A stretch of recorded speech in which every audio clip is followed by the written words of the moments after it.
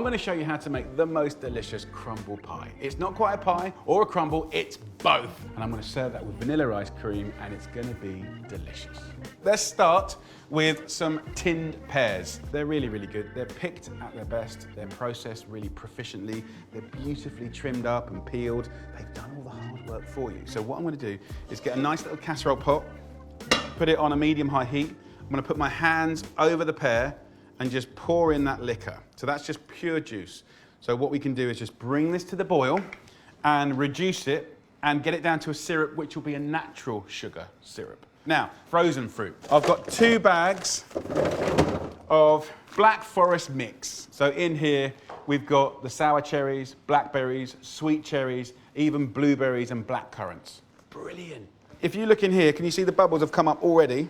If we reduce that by half, we're going to concentrate those natural sugars and it will give you a kind of syrup, which is really, really nice. Now, I want to get some flavour in there. I'm going to use some vanilla. So 1 teaspoon of vanilla paste. Now, one of the flavours that I'm using is orange, and you don't always have to use the juice. The zest is amazing. So what I do is I use one of these fine graters, or if you've got a box grater, use the little fine side. And I just want to use like a quarter of an orange, just like that. And that little bit of zest is more than enough to really lift this whole story. So you can see this syrup has already thickened. Can you see that? And so now in with those quarters of pear and then in with this pack of frozen fruit. So that's 2 500-gram bags. I'm going to go in with 150 grams of sugar. You could swap out the sugar for honey. I'd go slightly less, maybe 100 grams, because it's a little bit sweeter by weight. So mix in that sugar. And we'll cook that down on like a medium heat for 5 minutes just to mix all those beautiful flavours up. And that is the perfect amount of time for making homemade pastry. It's really simple. If you've never done it before, come with me on this little journey. So clean hands. I've got 200 grams of butter, beautiful unsalted butter.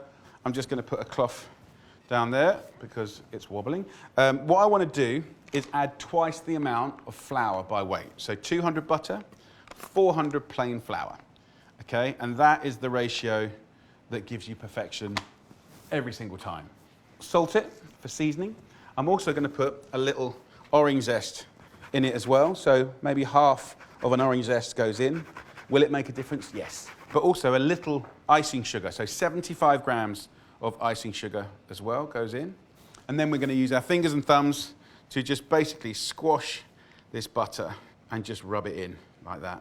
So use your thumb and forefinger to just pinch and push the butter into little flakes. It's a nice little relaxing job just to do for a few minutes while the fruit does its thing. Look at those colours. But look, one of the problems with fruit-based desserts is they can let off too much liquid and become a little bit, watery, I guess.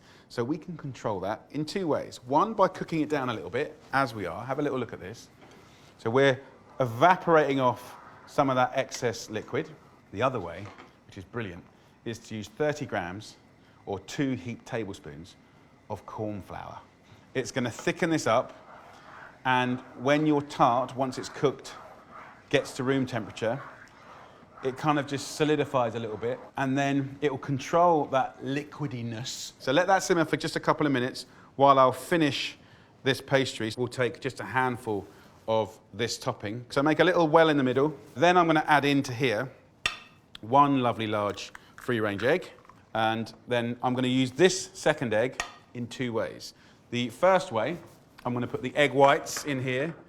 That is just to glaze the side of the beautiful tart shell, and then this yolk will go in here.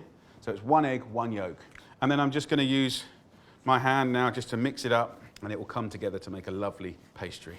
So you want it to kind of come together as a dough by kind of moving, sort of scrunching and patting it together. Why?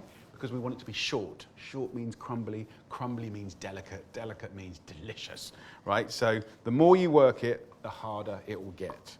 So in no time at all, look what we got. Some lovely homemade pastry and our lovely crumbly topping. This will go in the fridge now for half an hour, just to chill out, firm up. Then I've got a great little hack on how you can line a pastry mold really easily.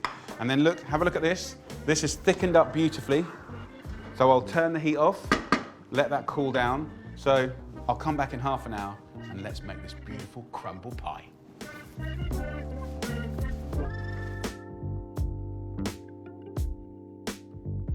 So we've had a little time to cool down the filling and chill out the pastry.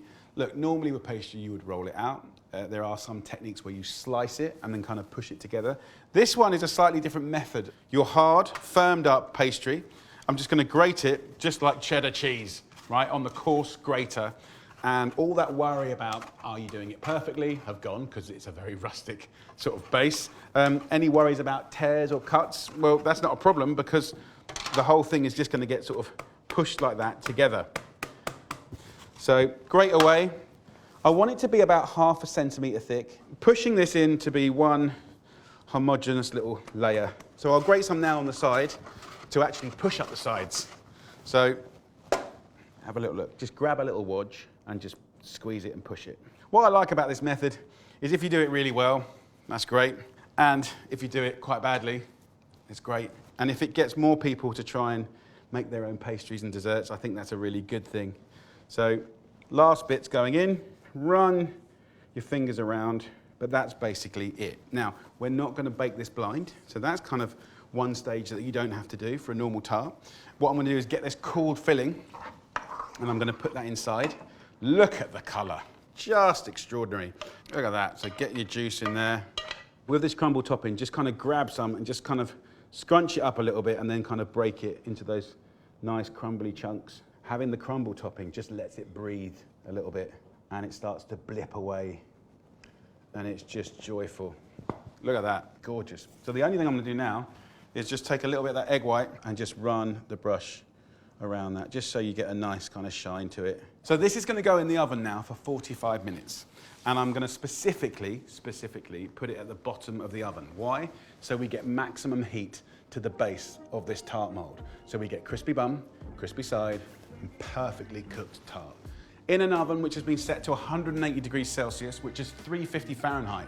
That heat from the bottom of the oven will cook the base of the pastry case, the sides, the fruit will start blipping away, the crumble will be golden.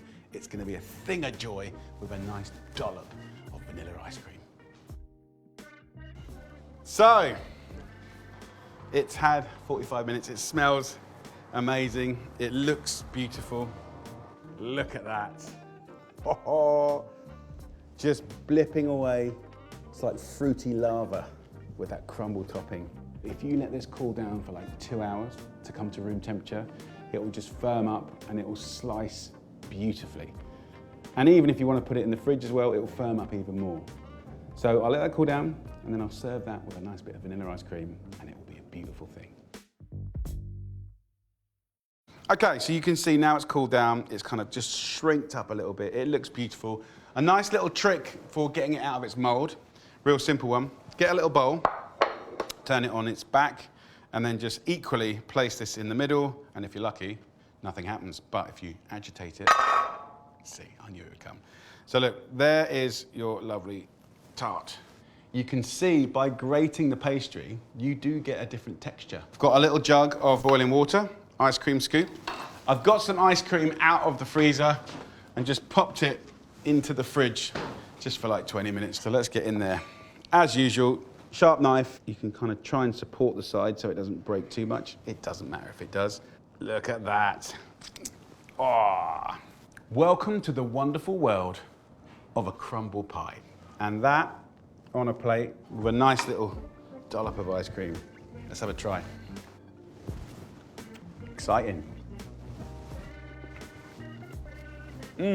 Making your own pastry makes such a difference to the texture. It's shorter, it's crumblier, just such a joy. Guys, please make this. If you've never made pastry, have a go. So simple, and that method gives you such a wonderful rustic finish and delicious to eat.